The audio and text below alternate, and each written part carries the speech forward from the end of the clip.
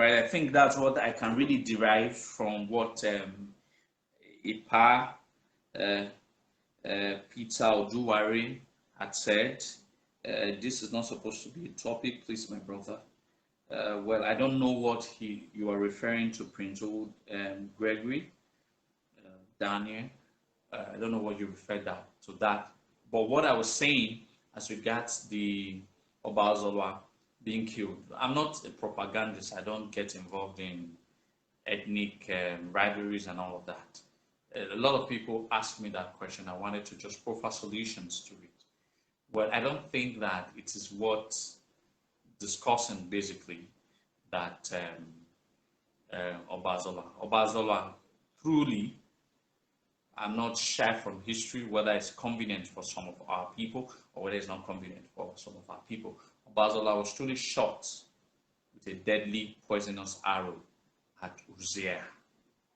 And he didn't die at Esanland, he died at Irwa and was buried at Obe. All right, was buried at Obe. All right. But people could take pride in that part of our history, but really do not know the preceding history before what had transpired of Oba Ozolua. To be sincere, Oba Ozolua is not an Oba that I really like because of his because he never really understood brotherhood. I would not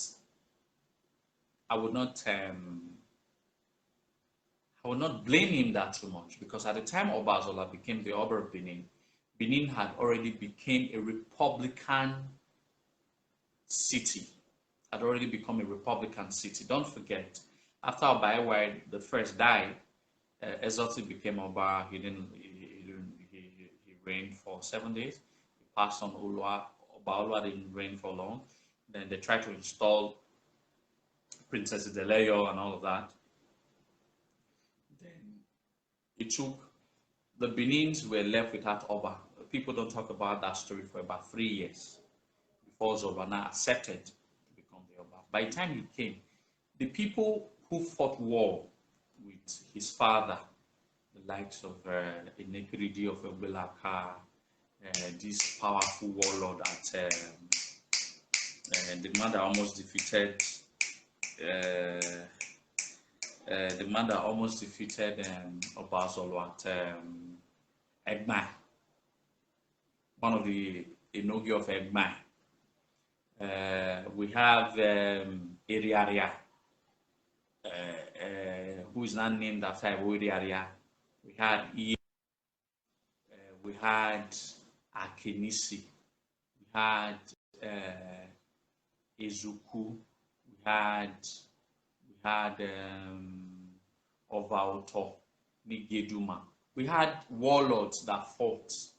Okay, Okwai was no longer alive at that time. We had warlords that fought during the time of his father.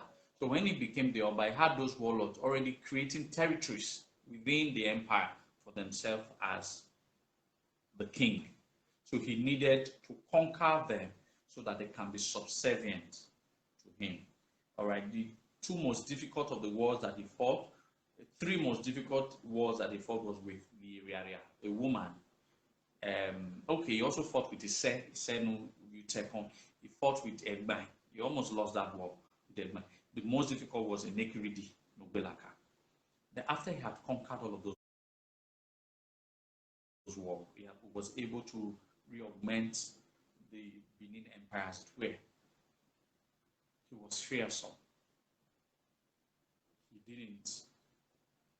By nature, he wasn't interested in peace. He was always interested in war.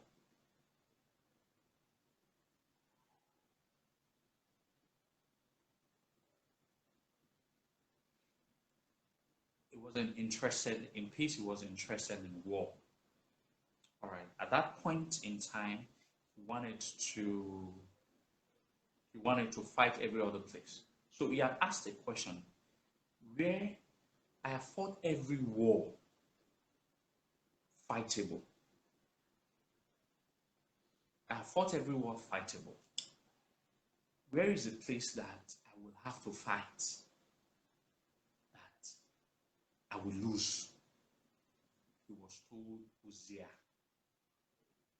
Why? You must understand this story. The Edo people must open their ears to open the story. I talked about the precedents of history that led to his defeat at Uzea. Two things defeated Ozolua at Uzea. It has nothing to do with Esan people. It was already predestined that he would lose that war. When Oba Ozolua first had lost, I think I've talked about this story, this history before. When Oba Ozolua first had lost two of his sons the same day, Zuwara and Oba Ozolua, he couldn't sire other children. All right, until a medicine man who came from Uzea gave medicine for him to sire the three other sons, that all of the three other sons eventually became the Obas of Benin, Ezoti, Olua, and him. Now, when they gave him the medicine, when they give Oba Ozolua the first medicine to give birth to Prince Obama, and heavy rain fell. I've said the story 1,000 times. And heavy rain fell. And the Uzea, native doctor, gave a prophecy to Oba Ozolua the first, that whoever son that he uses this medicine to sire, to give birth to, will one day in the future wage war against the Uzea people, and he will defeat the Uzea people. Oba Ozolua the first was not comfortable with the verdict and the prophecy of the native daughter that had made it possible for him to give birth to his later children.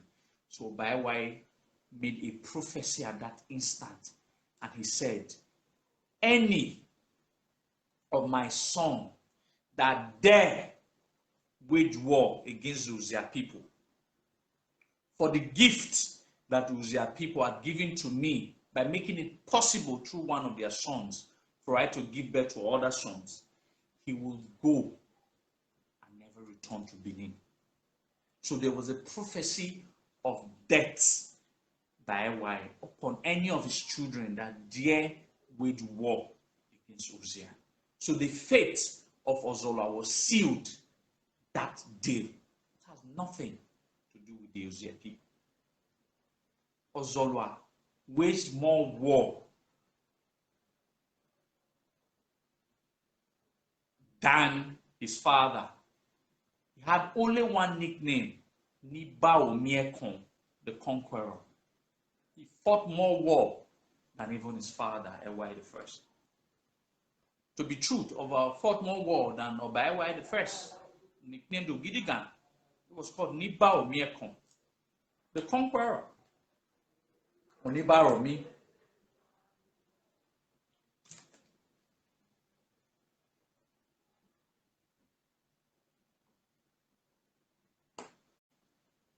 All right. So there was already an instant prophecy against him as to what will happen. So at the time of Ozolua became a warlord, had fought more wars, had fought several wars. He had won all of those wars. He came and said,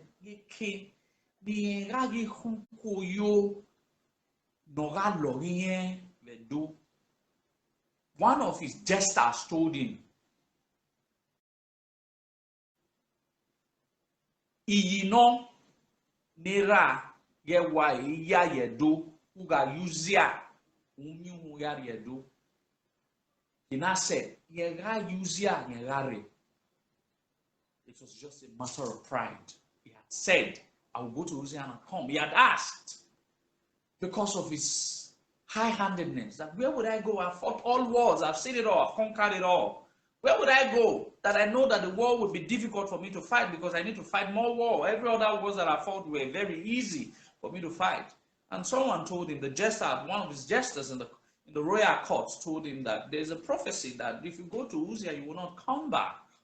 And they said, that is the kind of war. I love that kind of challenge. I want to go there and see whether I will go and I will return back. On his way with his soldiers, when he got to Erua, there was a powerful prophet, or priestess, not prophet, sorry. There was a powerful priestess and that told him, Ozolua, ege Uzea, ewa kunkunwei, uga Uzea, wumi ya sedu. A powerful priestess already had told Oba Ozolua that his umbilical cord was taken from Benin because of the prophecy his father had many years back to be planted at Uzea, that if any of his sons ever dare, in short, Ezoti, Olua, Ozolua, umbilical cords were all planted at Uzea. They were never planted in Benin, to ensure that the prophecy of their father, that any of his sons dare to carry war to Uzea, they will never come back. Ozolua took that war out of every entreaties not to go. He went to Uzea. He fought that war and he won. According to the prophecy of the medicine man, the native doctor, that this son will come to my land and conquer me. Two prophecies were presided. One by the native doctor. He said that he will come and conquer. This is what our Esan brothers will never talk about. Ozolua went there, one that was quelly, but there was another counterproductive prophecy that said he would never return. At the height of his victory, listen, at the height of his victory, suddenly, his soldiers that have stood by him and fought with him for decades, for years, grew weary, grew annoyed of the incessant war that Ozolua has fought all the years, war that were uncalled for, wars that were not necessary, wars that were not important. And they said that if we keep on, if we have this king to keep on ruling over this vast empire, we will continue to fight war for the rest of our lives. Instead, some of the warriors of Oba Ozolua plotted a coup. I know I never said that if I get to this point of history, I will just eat Taifua, but let me just go ahead and say there's nothing big deal. Planted a coup with the Uzea warriors and told him that Ozolua by nature is a very strong medicine man. Nothing can ever defeat him. That is because of Ewu. I can't remember in Edotie, no Muyo. It's the clothes that he put on is well saturated with medicine that nothing can defeat him. But his weakest point is that whenever he takes whenever he wants to take his bath, that is his weakest point. At that point, he will pull off all of this medicine that protect him from losing. He said, by the time he's about to take, they were telling the Uzea warriors that were fleeing from the war zone, that at the point he's about to take that bath, because it is the weakest point, he will fortify his military troop 5 times over, because he knows it is at his weakest point. And there is a particular drum that the Benin warriors will play, and when they play it, that is, he's about to take his bath. So every of his military officers must be at alert, because they know that is when their king is at his weakest point. He said, at that time, when you hear this, they showed them, they sort of described or explained the sound of the drum, how it sounds like to the fleeing Uzea warriors. That at that time, when you hear that sound, that is when you will strike. And that's exactly what happened. Ozolua was about to take his bath. That band was a Uzea warrior had approached. Now, most of the warriors that were supposed to protect Oba Ozolua had betrayed him. All right, betrayed him. There was already an extant prophecies that said that he would not come back. All right, at the time they had allowed the Uzea warrior, one of the Uzea warrior, to shoot a deadly arrow that penetrated the skin. He was shot with a poisonous deadly arrow, but he never died at Uzea.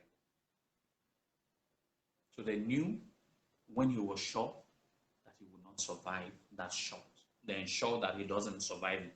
They had to quickly rush him down to Benin. On their way to Benin, exactly when they got to Era, exactly where the woman, the priestess, had made that same prophecy, I told him. He died. And he was brought to Benin. I was buried amongst his forefathers.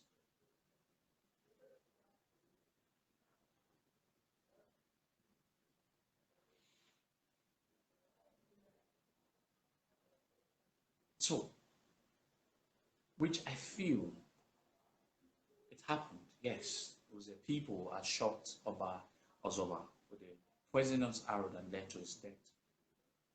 We never have denied that history. It is not a shame for us. There was already a prophecy by his father that it will happen. So it is not a shame for us.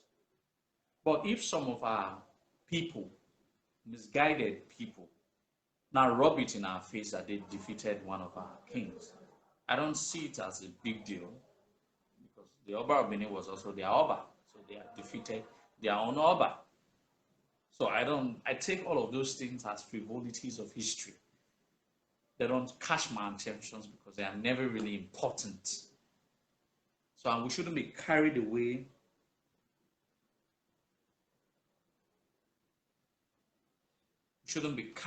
by the frivolities of history.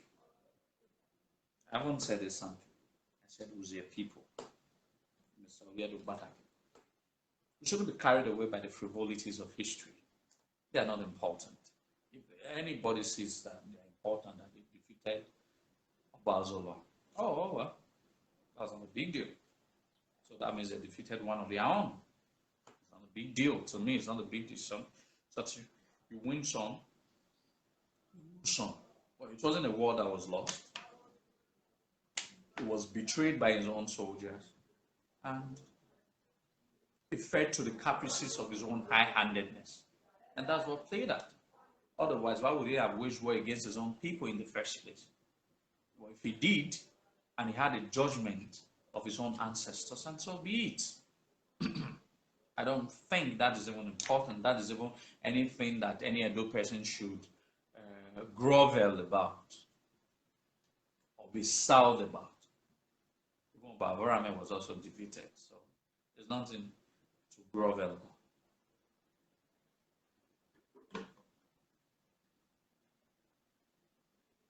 All right, so it's not anything for us to grovel about. So, to me, or so that are not important to me, I just feel they are not important to me. But since it was asked, I needed to just throw some light on that. So that's what played out. That's what played out. Okay, I've been talking for an hour, 16 minutes. So that's what played out. So it shouldn't be a big deal.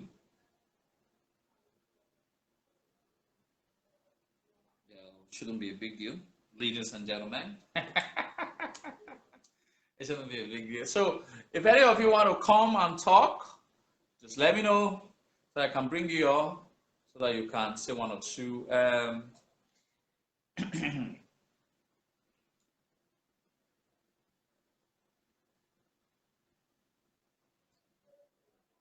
Well, I don't want to disagree. I don't want to disagree with what your father told you, Miss Prince Obi. And so I was in your village, your community today, a war mama. Actually, I was in your community today, a war mama. You know, Wayemotoa, I wanted to establish one of my estates there. Want to establish one of my estates there. So, but maybe you and I will talk later, Prince. Okay.